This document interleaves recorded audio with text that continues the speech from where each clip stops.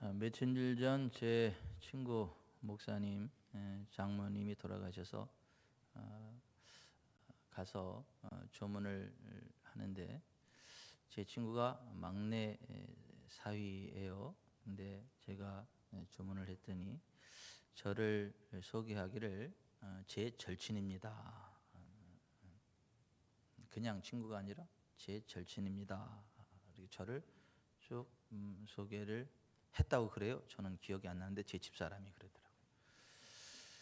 제가 그 얘기를 들어보면서 그냥 친구가 아니라 왜 절친이라고 소개를 했을까 이렇게 생각을 해봤는데, 그 친구와 저는 한번 말하면 반드시 지켜요. 한번 말을 했으면, 입 밖에 냈으면 반드시 지켜요. 그러니까 공수표 날리는 일이 없어요. 그래서 보면 신뢰 관계가 형성이 되고, 무슨 말을 하면 그냥 그렇게 하는 줄로 알아요. 그래서 절친이라고 표현했나 봐요. 사람이 살아가면서 그 사람의 인격을 무엇으로 알 수 있나? 자기가 한 말에 대해서 책임을 지느냐 안 지느냐. 한번 말했으면 반드시 지키는 사람이면 믿을 수 있는 사람이고, 또 무엇을 맡겨도 괜찮은 사람이고, 언제 어느 곳에나 함께해도 기쁨을 주는 그런 사람이죠. 사람이 살아가면서 이 자기 말에 대해서 책임을 지는 게 얼마나 중요한지. 자기 말에 대해서 책임을 지는 사람은 옆에 의의 사람들이 후대하게 되고, 돕는 손길들이 함께하게 되고, 그 사람은 반드시 성공하게 되고, 자기 입의 말에 대해서 책임을 질 줄 모르는 사람은 한두 번 사람들이 속아서 함께 해줄 수는 있겠지만은 사람들이 하나둘 떠나가게 되고 신뢰받지 못할 인생으로 취급당하게 됩니다. 사람 사이에도 그 자기 말에 대해서 책임을 지는 게 그만큼 중요한데, 한번 말하면 천지가 없어져도 반드시 그 말을 지키시는 분이 계세요. 그분이 우리가 믿는 주 여호와 하나님이십니다. 주 여호와 하나님은 한번 말씀하셨으면 천지가 없어질지라도 그 말을 반드시 이루시는 신실하신 하나님이십니다. 그래서 그 하나님을 한 번 만나고 두 번 만나고 세 번 만나고, 그 하나님을 계속 만난 사람들이 하는 고백이 뭐냐 하면, 하나님은 사람이 아니시니 거짓말을 하지 않으시고 인생이 아니시니 후회가 없으시도다. 어찌 그 말씀하신 바를 행하지 않으시며 하신 말씀을 실행하지 않으시랴. 모압의 선지자 발람이 한 이야기이죠. 하나님은 말씀하셨으면 반드시 지키시는 분이시다. 또 예레미야에게 하나님이 친히 말씀하시기를 내가 내 말을 지켜 그대로 이루리 함이라. 하나님은 하나님이 하신 말씀을 지켜서 이루시는 분이시다. 말씀대로 행하시는 분이시다 라고 하나님 자신을 소개했다라고 하는 것입니다. 성경에 나타난 위대한 하나님의 사람들, 또 인류의 역사에 나타났던 위대한 하나님의 사람들, 인류의 역사에 거룩한 족적을 남겼던 사람들의 공통점이 있다면, 그들은 하나님의 언약의 말씀을 철저히 믿었다는 것이고, 하나님의 언약의 말씀을 철저히 믿고 기대하고 나아갔다는 것이고, 하나님은 그들의 믿음 그대로 말씀대로 역사해 주셔서 그들의 삶 가운데에 하나님의 영광을 풀어내셨다라고 하는 것입니다.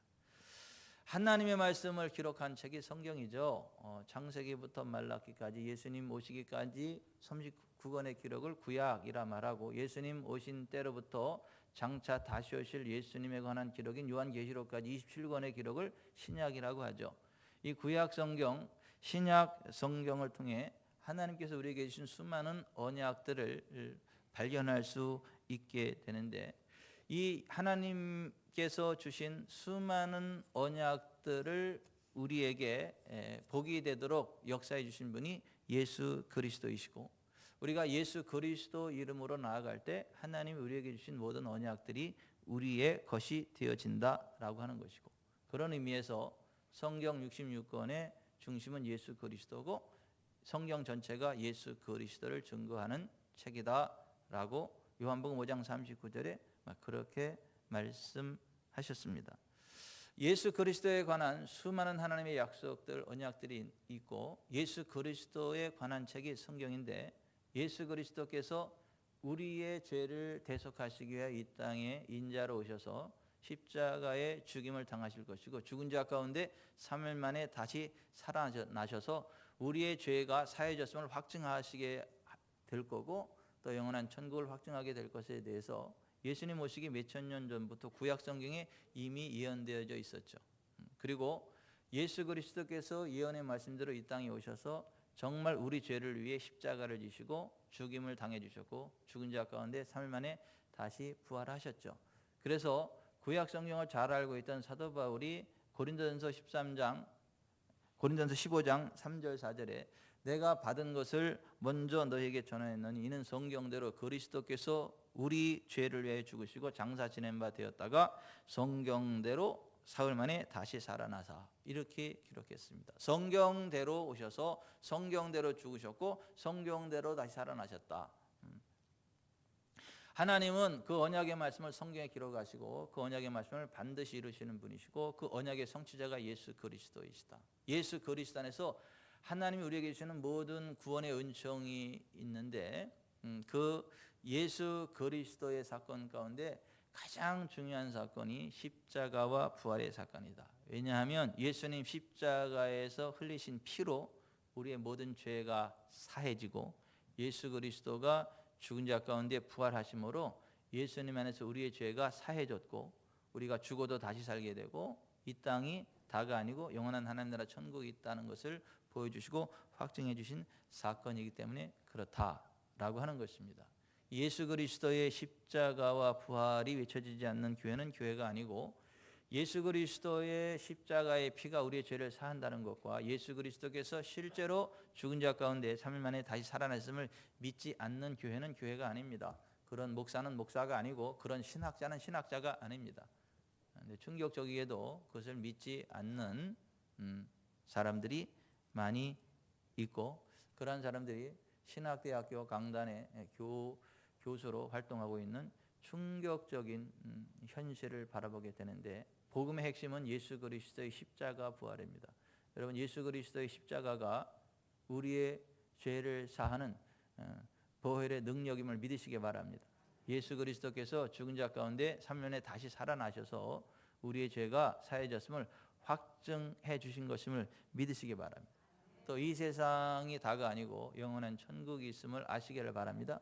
또 예수님 믿는 사람은 죽어도 다시 사는 부활의 주인공임을 또한 믿으시길 바랍니다. 그것이 예수 그리스도의 십자가와 부활이 우리에게 주는 교훈인데요. 예수 그리스도에 관한 수많은 예표적인 하나님의 언약이 구약 성경에 기록이 되어 있고 그것이 절기의 형식으로 나타나 있는데 구약에 있는 절기들은 유대인의 절기, 이스라엘의 절기가 아니고 여호와의 절기, 하나님의 절기라고 성경이 말을 합니다. 수많은 기독교 방송국 또 목회자들이 이스라엘의 절기, 유대인의 절기 이런 식으로 폄훼하는데 그것은 성경의 진리를 모르는 무식한 자들의 망동이다라는 것 기억하시고 유대인의 절기가 아니에요. 이스라엘의 절기가 아닙니다. 성경은 여호와의 절기라고 말씀합니다. 따라서 하십시다. 여호와의 절기. 여호와의 절기. 이스라엘의 절기가 아니에요. 유대인의 절기가 아니에요. 여호와의 절기입니다. 하나님은 이스라엘의 하나님이시지만 또한 전 인류의 하나님이십니다. 하나님은 이스라엘을 구원하시지만 또한 우리를 구원하십니다. 예수 그리스도는 이스라엘을 구원하시지만 또한 우리를 구원하십니다. 여호와 하나님은 전 인류의 하나님이시지 단지 이스라엘의 하나님이 아니다. 예수님은 이스라엘의 구원자이시지만 동시에 우리의 구원자이시다. 아멘. 그래서 구약의 예수 그리스도에 관한 절기들을 유대인의 절기라고 하지 않고 이스라엘의 절기라 하지 않고 여호와의 절기라 표현하고 있고 그 여호와의 절기들은 하나같이 다 예수 그리스도에 관한 것들을 예언하는 예표적인 사건들이다라고 하는 것입니다. 구약 성경에 나오는 첫 번째 여호와의 절기가 뭐냐면 유월절입니다. 유월절 영어로는 Passover, 위로 넘어간다 이런 얘기고 우리말로는 너물유, 너물월, 절기절자, 넘고 넘는 절기다라고 하는 것인데 이스라엘 백성이 애굽에 430년간 종노릇 하는 동안에 너무 힘들고 고달픈 시절을 맞이해서 그들이 하나님 앞에 부르짖었습니다. 하나님, 우리가 너무 힘들고 고통스러워서 못 살겠어요. 우리 좀 도와주시고 우리를 좀 건져주십시오 하고 하나님 앞에 부르짖었더니 하나님이 그들의 부르짖는 소리를 들으시고 애굽 땅에 내려가셨어요. 그들의 형편을 보셨어요.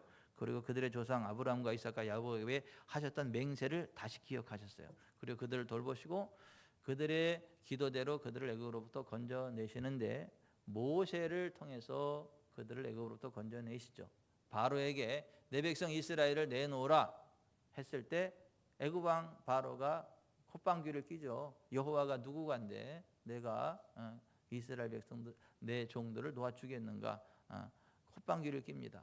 그때 하나님이 모세를 통하여 애굽 전역에 10가지 재앙을 내려서 결국 바로가 두 손 두 발 다 들고 이스라엘을 자유케 하는 놔주는 그러한 결론에 이르게 되는데 애굽의 바로가 이스라엘 백성들 절대 놔주지 않다가 마지막 10번째 재앙에 두 손 두 발 다 들고 이스라엘을 놔줄 수밖에 없었는데 어떤 재앙이었느냐 하면 9가지 재앙을 내려도 바로가 손을 들지 않으니까 하나님이 모세에게 말씀하시기를 이달 열흘에 각 사람의 숫자를 따라서 1년 된 수컷 흠 없는 양이나 염소를 집에 잡아두었다가 나흔 날 해 질 때에 그 양이나 염소를 잡아서 그 피를 문 인방과 문설주에 바르고 그 고기는 집안에서 허리에 띠를 띠고 발에 신을 신고 손에 지팡이를 짚고 불에 구워서 쓴 나물과 함께 먹되 그 다음날 아침까지 남은 것은 불에 태워버려라. 그 밤에 내가 그 피를 볼 때에 내가 너희를 넘어갈 것이다. 하나님 이렇게 말씀하셨고 이스라엘 백성들이 모세를 통해 주시는 그 말씀을 듣고 정말 각 사람의 식구수를 따라서 1년 된 흠 없는 수컷 양이나 염소를 열흘날 잡아놨다가 14일째 해 지는 날 잡아서 그 피를 문인방과 문설주에 바르고 그 고기를 불에 구워 먹었습니다. 그 밤에 애굽 전역에 하나님의 심판의 천사, 죽음의 천사가 애굽 전역을 돌면서 애굽에 있는 모든 사람들의 집에 들어가서 사람 짐승할 것 없이 처음 난 초태생 장자들을 다 죽였습니다. 상징적인 거예요. 하나님께 반항하면 모두가 죽는다라고 하는 상징적으로 처음 난 초태생을 다 죽였습니다. 그런데 그 유월절 어린 양의 피가 발라진 그 집에는 그 심판이 비껴갔습니다. 넘어갔습니다. 넘어갔어요. 그래서 유월절이고 영어로는 패스오버라고 표현하는 거예요. 그 유월절 어린 양의 살과 피 안에 들어갔던 사람들은 그 밤에 모든 육체의 질병이 치료받았어요. 연약함이 다 떠나가게 됐습니다. 그리고 그 밤이 지나고 나니까 바로가 두 손 두 발 다 들고 이제 빨리 애굽으로서 나가라. 그들을 자유케 했습니다. 그리고 나아갈 때 430년간 착취했던 이스라엘 백성들의 임금을 달러 이자로 다 쳐서 다 지불하고 그래서 애굽의 은금을 다 싹 쓸어가지고 이스라엘 백성들이 애굽으로부터 탈출하는데 그 밤에 치유가 일어났기 때문에 한 사람도 비틀거리는 사람이 없고 약한 사람이 없고 건강한 모습으로 하나님 주신 족과 꿀은 가나안 땅을 향하여 출발하게 되어졌다라고 하는 것이죠. 이 유월절 사건이 무엇을 의미하느냐 하면 우리의 죄를 대속하시기 위해 이 땅에 오셔서 우리를 대신해 십자가의 피를 흘리시고 그 피로 우리를 덮으시며 그 찢긴 몸으로 우리에게 생명양식이 되사 우리의 연약함과 질병을 고치시고 우리에게 자유를 주시고 적과 꿀으로는 가나안 땅을 예비하시는 것처럼 우리에게 풍성한 삶의 현장을 예비하신 예수 그리스도를 예표하는 사건이었다라고 하는 것이. 그래서 예수 그리스도를 우리의 유월절 양 그리스도께서 희생되셨다. 고린도전서 5장 7절에 그렇게 말씀하고 있고 베드로전서 1장 2절에 예수 그리스도의 피 뿌림을 얻기 위하여 택하심을 받은 우리라고 표현하는 것. 따라서 하십시다. 우리의 유월절 양 예수 그리스도. 피 뿌림을 예수 그리스도의 피 뿌림을 얻기 위하여 택함 받은 우리.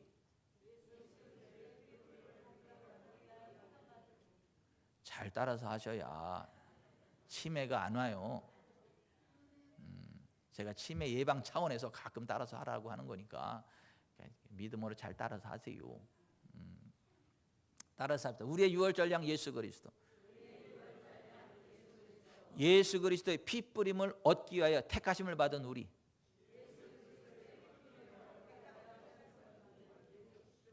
떠듬거리는 분은 좀 조심스러워요. 그래도 잘 참석하면 괜찮아요.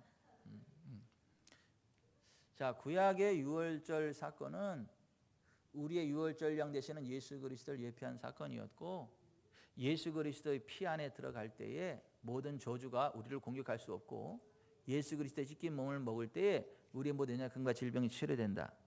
이것을 약속한 거예요. 여러분, 예수 그리스도 보배로운 피 안에 모든 안전, 보호가 있음을 믿으세요. 모든 질병, 저주가 뚫고 들어올 수 없음을 믿으세요. 그리고 예수 그리스도의 찢긴 몸 안에 우리의 치유가 있음을 믿으세요. 그리고 적과 꿀이는 가나안 땅처럼 풍성한 삶이 예비되어 있다는 걸 믿으세요. 이것을 믿은 사람은 구약 시대 여호수아와 갈렙 두 사람밖에 없어요. 그래서 적과 꿀이는 가나안 땅까지 들어간 사람은 20세 이상의 60만 명 가운데에 여호수아와 갈렙 두 사람밖에 없고 두 사람만 그것을 차지했는데, 오늘날 마찬가지입니다. 수많은 사람들이 유월절 양 예수 그리스도 안에 있는 그 풍성한 삶을 믿지 않아요. 치유를 믿지 않아요. 부흥을 믿지 않아요. 자유를 믿지 않습니다. 그래서 교회는 나오는데 세상 사람들과 별반 차이 없는 동일한 수준의 삶을 살아가게 됩니다. 저는 우리 지구촌 사랑교회 성도 여러분은 여호수아와 갈렙처럼 유월절 어린 양 예수 그리스도의 피와 살 안에 들어가서 죄사함과 보호와 치유와 넉넉한 삶, 풍성한 삶의 현장으로 나아가는 은혜가 있기를 바랍니다. 예수께서 말씀하시기를 도둑이 오는 것은 도둑질하고 죽이고 멸망시키려는 것뿐이요 내가 온 것은 양으로 생명으로 얻게 하고 더 풍성히 얻게 하려 함이라. 요한복음 10장 10절에 그렇게 말씀하셨는데, 우리의 유월절 양 되시는 예수 그리스도 안에 구원이 있고 생명이 있고 풍성한 삶이 있음을 믿으시기를 바랍니다. 아멘. 그래서 성경은 여호와의 절기들이고 여호와의 절기들 가운데 유월절이 우리의 생명이신 예수 그리스도를 예표하는 사건이라고 이야기하는 것이고, 예수 그리스도의 피가 우리의 죄를 사하는 이유는 육체의 생명이 피에 있고 죄의 삭시 사망이기 때문에 예수 그리스도께서 생명의 피를 흘려주심으로 우리의 죄를 대속하심으로 우리에게 새 생명을 주셨다라고 하는 것이고, 그래서 구약 시대도 그렇고 신약 시대도 그렇고 피는 절대 먹지 마라. 따라서 하십시다. 피는 절대 먹지 마라. 피는 먹지 마라. 피를 먹지 말라. 구약에도 그렇게 돼 있고 신약에도 피를 먹지 말라.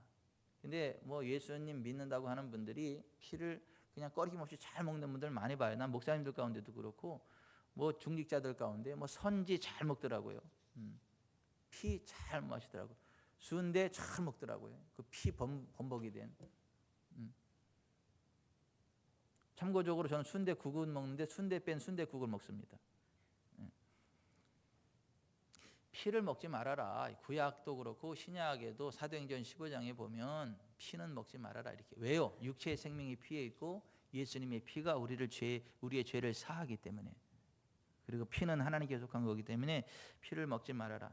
하여튼 유월절 사건이 우리에게 예표하는 바가 그렇고, 예수 그리스도 안에 모든 죄사함과 치유와 회복과 부흥과 풍성한 삶이 있다. 믿으시기 바라요. 그래서 유월절 사건에 대해서 시편 105편 37절에 마침내 그들을 인도하여 은금을 가지고 나오게 하시니 그의 지파 중에 비틀거리는 자가 하나도 없었도다. 개역 성경으로는 그 중에 약한 자가 하나도 없었도다. 아멘. 예수 그리스도 안에 들어오면 약한 자 없는 것입니다. 비틀거리는 자 없는 것입니다.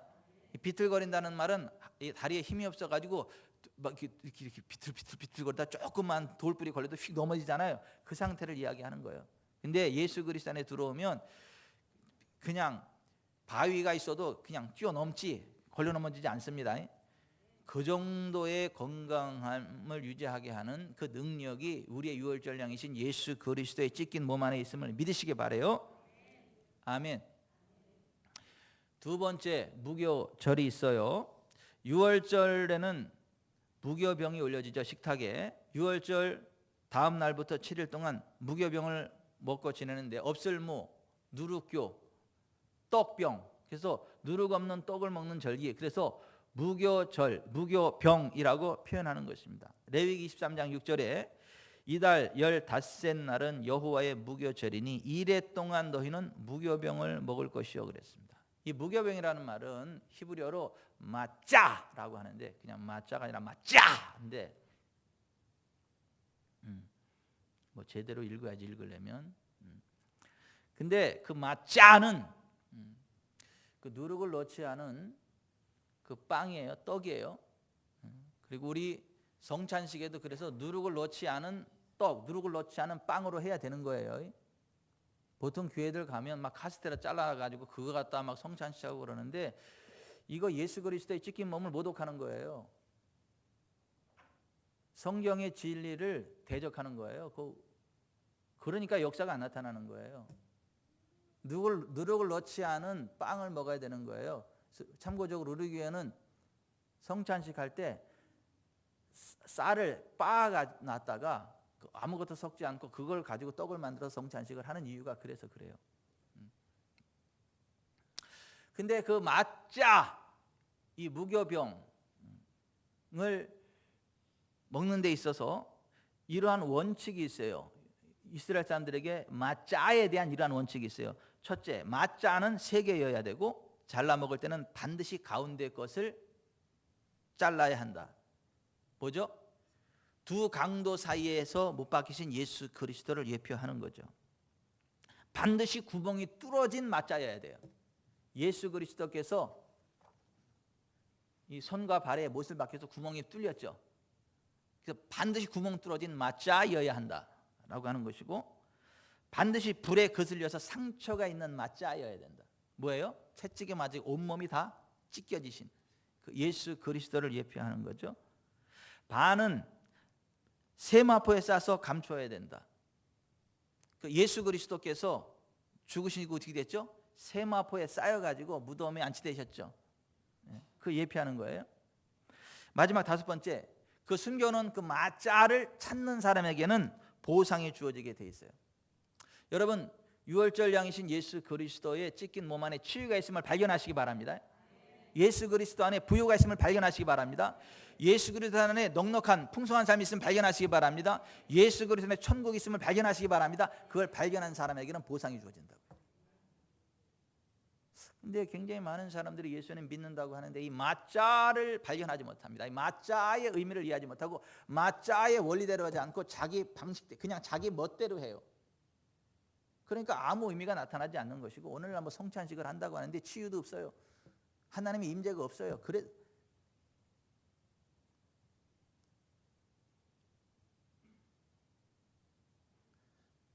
저도 옛날에 교회에서 보면 뭐 성찬식 하다면 카스테라 잘라놓고 막 그걸로 하고 그러는데 난 그때는 모르니까 했죠. 근데 나중에 알고 보니까 가짜야 그거. 따라서 하십시다. 마짜, 무교병, 누룩 없는 떡. 이 누룩은 죄를 상징하는 거죠. 예수 그리스도 안에 구원받은 하나님의 사람들은 죄와 상관없는 거룩한 삶을 살아야 된다. 아멘. 정결한 삶을 살아야 된다. 진실한 삶을 살아야 된다. 이것을 일주일 동안 각인시키라는 거예요. 그래서 일주일 동안 무교병을 지내는 거예요. 무교절을 지내는 거예요. 고린도전서 5장 7절 8절에 너희는 누룩 없는 자인데 새 덩어리가 되기 위하여 묵은 누룩을 내버리라. 우리의 유월절 양 곧 그리스도께서 희생되셨느니라.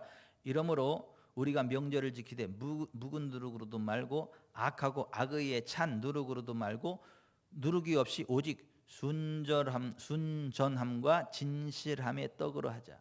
예수 믿는 사람은 죄와 상관이 없는 순전한 삶, 진실한 삶을 살아야 된다는 거예요. 아멘. 우리 지구촌 사랑교회 성도들이 정말 유월절 양 되신 예수 그리스도 안에서 온전한 치유 회복과 부흥의 길을 누리시고 순전함과 진실함의 삶을 살아가시기를 주 예수 그리스도의 이름으로 축원해 드립니다. 이 유월절 무교절이 지나면 초실절이 있죠. 레위기 23장 10절 이스라엘 자손에게 말하여 이르라 너희는 내가 너희에게 주는 땅에 들어가서 너희의 곡물을 거둘 때 너희의 곡물의 첫 이삭 한 단을 제사장에게로 가져갈 것이요 제사장은 너희를 위하여 그 단을 여호와 앞에 기쁘게 받으심이 되도록 흔들되 안식일 이튿날에 흔들 것이며 이렇게 되어 있어요. 이 첫 열매를 드리는 날은 6월절로부터 3일째 되는 날인데 무교절 안식일 다음 날이에요. 그러니까 오늘날로 말하면 주일입니다. 주일. 그러니까 예수님은 바로 1월 유대인의 종교력으로 1월 14일 6월절 흠없는 어린 양이 죽는 바로 그 시간에 십자가 못 박혀 죽으셨고 3일 밤낮을 안식일에 무덤에서 안식하시다가 안식일 다음 날로 들어가시는 주일 1월 16일 시작점에 부활하셨다. 초실절은 예수 그리스도의 부활을 예표하는 사건이고 예수 그리스도는 잠자는 자 죽은 자들의 부활의 첫 열매가 되시는 것을 상징하기 위해서 첫 열매를 따는 초실절에 부활하셨다라고 하는 거예요.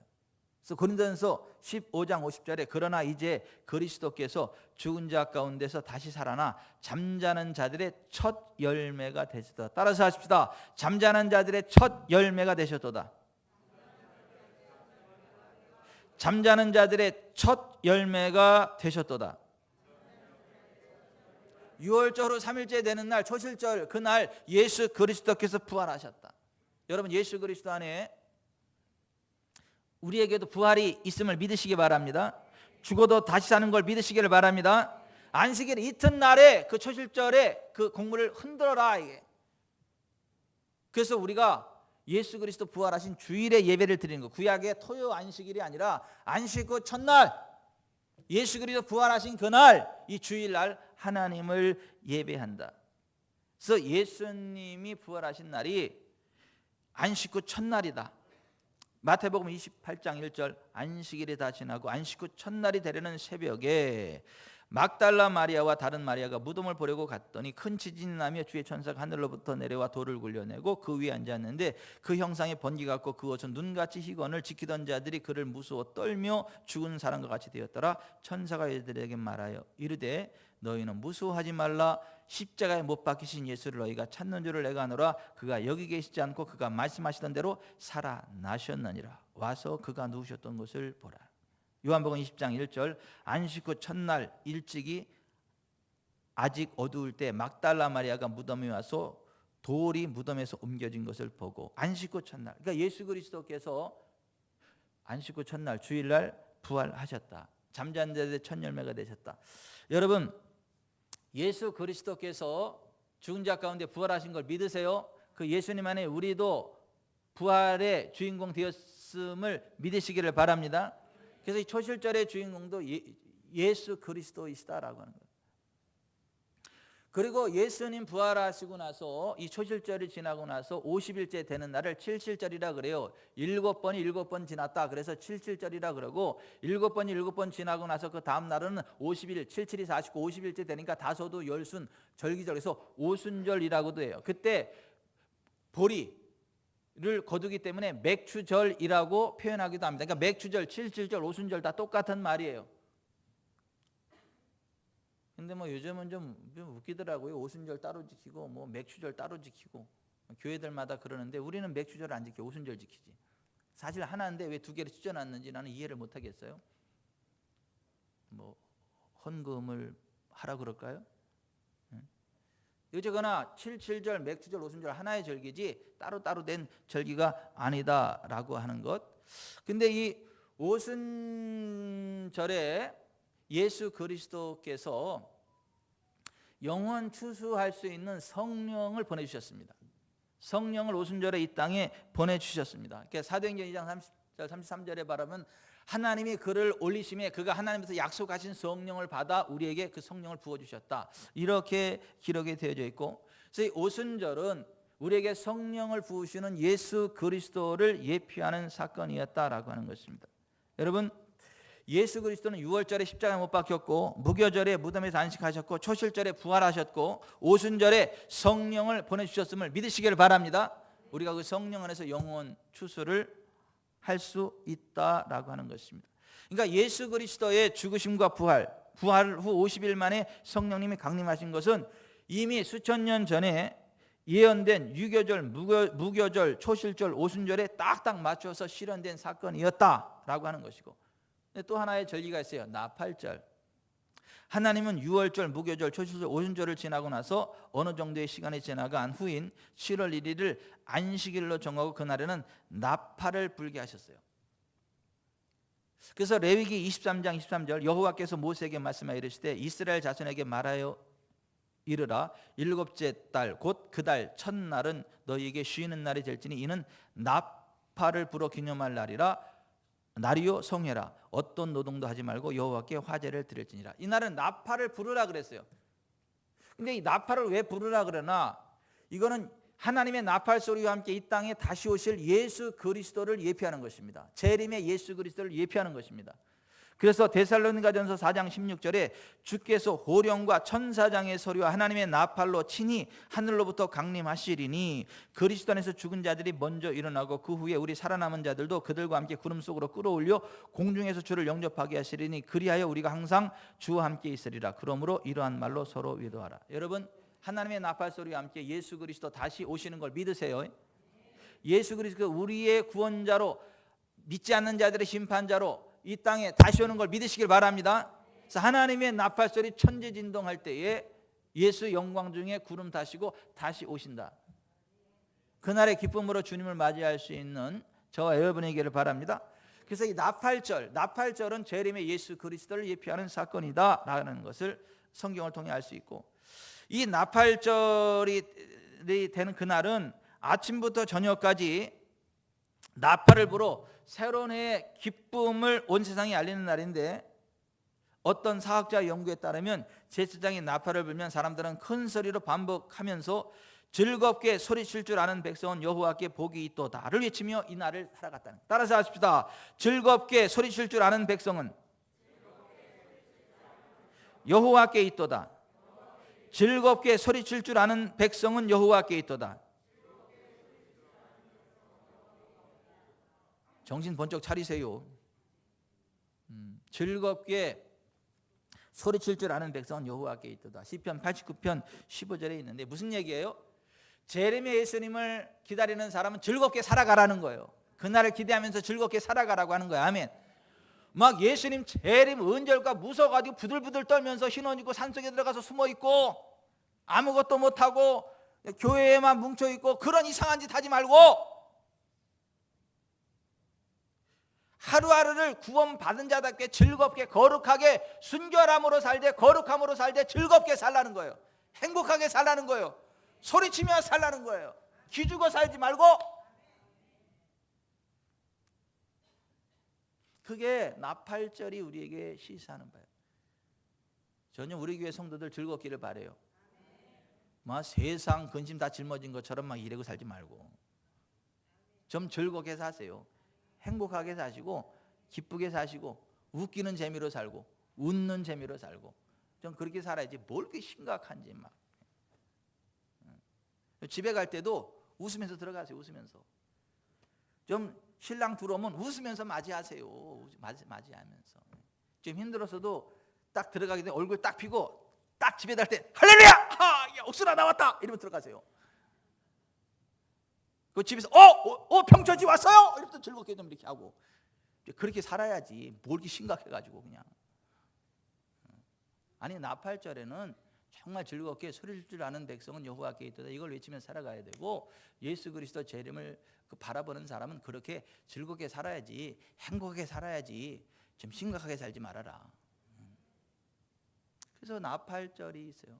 근데 그 나팔절 외에도 성경에는 나팔을 이렇게 불라고 하는 경우들이 있는데 회중을 소집하려고 할 때, 진을 진행시키려고 할 때, 전쟁을 알릴 때, 특별한 제사, 희락의 날, 정한절기, 각달이 시작될 때 나팔을 불어라 이렇게 돼 있어요. 근데 나팔을 왜 부나? 민수기 10장 9절에 또 너희 땅에서 너희가 자기를 압박하는 대적을 치러 나갈 때에는 나팔을 크게 불지니 그리하면 너희 하나님 여호와가 너희를 기억하고 너희를 너희의 대적에게서 구원하시리라. 또 너희의 희락의 날과 너희가 정한 절기와 초하루에는 번제물을 드리고 화목제물을 드리며 나팔을 불라. 그로 말미암아 너희의 하나님이 너희를 기억하시리라. 나는 너희의 하나님 여호와이니라. 저는 이 성경 보고요 굉장히 전 충격을 먹었어요. 이상하게 생각이 됐어요. 저는 이스라엘 백성 들으라고 나팔 부는 줄 알았거든요. 근데 그게 아니고 하나님 들으라고 부는 거야. 하나님이 기억하시라고, 하나님이 구원하시라고, 하나님이 개입하시라고. 그 하나님이 그 소리를 들으시고 이스라엘을 기억하신다는 거예요. 구원하신다는 거예요. 도우신다는 거예요. 꼭 나팔을 불어야 하나님 도와주십니까? 예, 나팔 불어야 하나님 도와주십니다. 꼭 마음으로 믿고 입으로 시인해야 구원에 이릅니까? 예, 마음으로 믿어 의에 이르고 입으로 시인하여 구원에 이릅니다. 에이, 그냥 뭐 마음으로 믿으면 되고 속으로 하면 됐지 뭘 겉으로 표시해야 돼? 아니요. 사람이 마음으로 믿어 의에 이르고 입으로 시인하여 구원에 이른다. 나팔을 울려 불어야 하나님이 그걸 들으시고 그들을 구원해 내신다. 성경은 그렇게 말씀합니다. 우리가 꼭 기도해야 들어주십니까? 예, 꼭 기도해야 들어주십니다. 우리가 꼭 믿고 선포해야 하나님이 치유해 주십니까? 예, 믿고 선포해야 하나님이 치유해 주십니다. 꼭 믿고 심어야 거둡니까? 예, 심어야 거둡니다. 심지 않으면 거둘 것 없다. 무엇을 심든지 그대로 거두리라. 적게 심는 자 적게 거두고 많이 심는 자 많이 거두리라. 우리가 하나님이 약속해 주셔서도 우리가 구하지 않으면 하나님이 그거 이루어지지 않겠다. 우리를 에덴 동산처럼 최고의 멋진 삶으로 회복시킬 거다. 근데 너희가 구하지 않으면 없던 걸로 하겠다.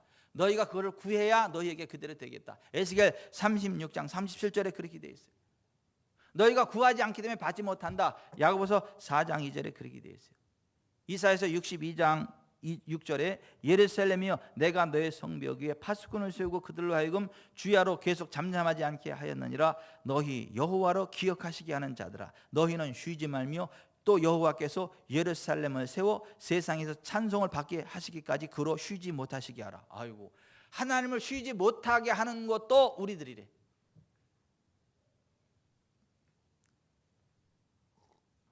하나님이 알아서 일해주는 게 아니라 하나님으로 하여금 우리가 기억하게 해야 되고 하나님이 쉬지 못하게 해야 하나님이 기억하시고 쉬지 않고 일하신대.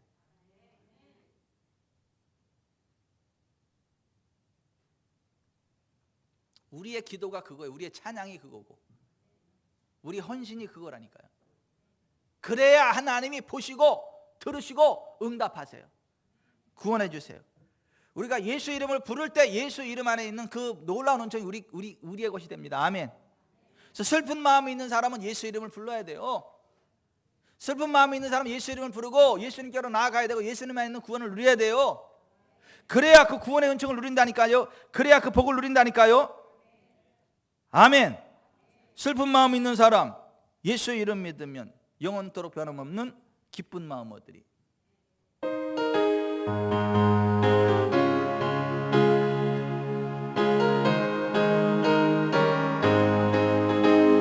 슬픈 마음 있는 사람 예수 이름 믿으면 영원토록 변함없는 기쁜 마음 얻으리. 예수의 이름은 세상의 소망이요 예수의 이름은 천국의 기쁨일세. 거룩하신 주의 이름 너의 방패 삼으라. 환난 시험 당할 때에 주께 기도드려라. 예수의 이름은 세상의 소망이요 예수의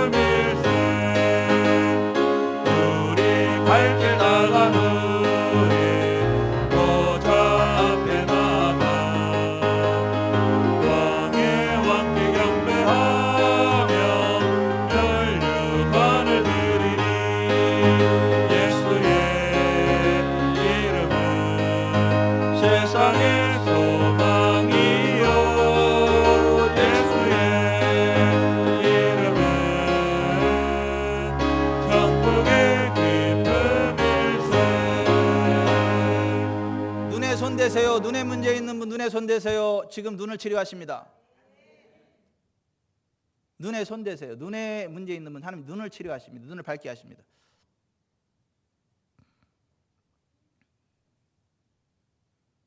예수 그리스도 이름으로 눈의 문제 해결되고 눈이 치료될지어다. 눈이 밝아질지어다. 강망망막 홍채 조리개 수정체 정상이 될지어다. 어둠이 떠나가라.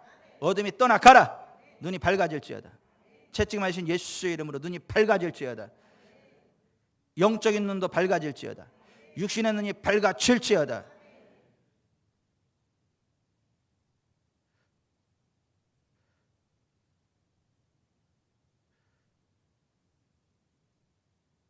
가슴에 손을 얹으세요.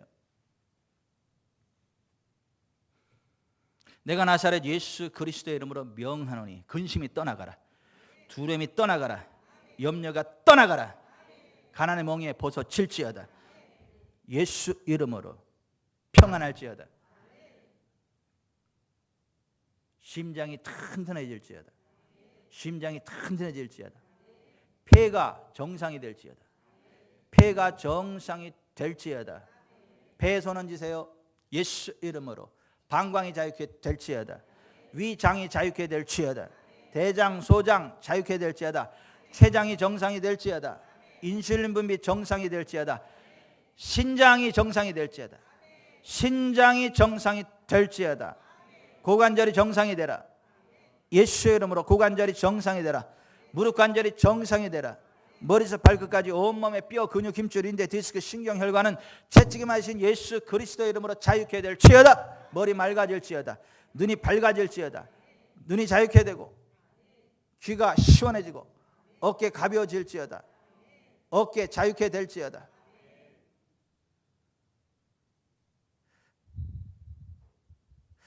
애굽에 밀린 임금을 다 받게 만드시고 가난을 대속하신 6월절 어린 양 예수 그리스도의 이름으로 명한다. 밀린 임금을, 체불된 임금을 되돌려받게 될지어다. 밀린 임금을 되돌려받게 될지어다. 재정적으로 억울한 일 당했던 것들이 회복되게 될지어다. 회수하게 될지어다. 채찍이 맞으신 예수의 이름으로 명하노니 억울하게 빼앗겼던 재정을 회수하게 될지어다.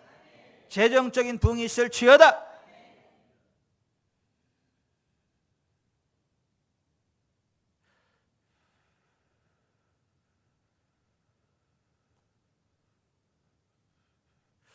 여러분은 그 권세 가운데 살아갈 분들입니다. 순전함과 진실함으로 살아가십시오. 순전함과 진실함으로 살아가십시오. 그것이 우리의 6월절 양 예수 그리스도의 희생 안에서 생명을 얻고 풍성한 삶을 얻는 자들의 마땅한 삶의 기반입니다. 그렇게 살다가 예수님 재림의 그날 하나님의 나팔소리와 함께 주님을 맞이하십시오. 영원한 하나님 천국에 들어가십시오. 여호와의 절기들이 우리에게 의미하는 바가 그것입니다. 하나님 영광 받아 주옵소서. 우리 주님 예수 그리스도의 이름으로 감사하며 기도하옵나이다. 아멘.